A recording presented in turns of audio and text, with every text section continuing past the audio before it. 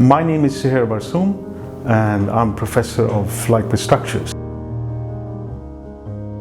So the research that generated this impact is about digitizing quality assurance of welded structures, and it's also about how we move towards Industry 4.0. Beside the successful commercialization of this particular technology, I believe we managed to change how to view quality, how to measure it, how to assure it, and what a gain in quality could mean in one of the largest industries in the world, which is the welding industry.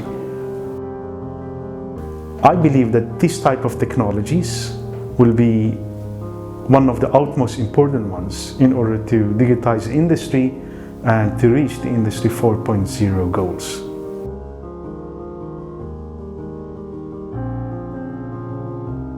So we reach the Sustainable Development Goals by, with this technology, saving up to 30% of material used.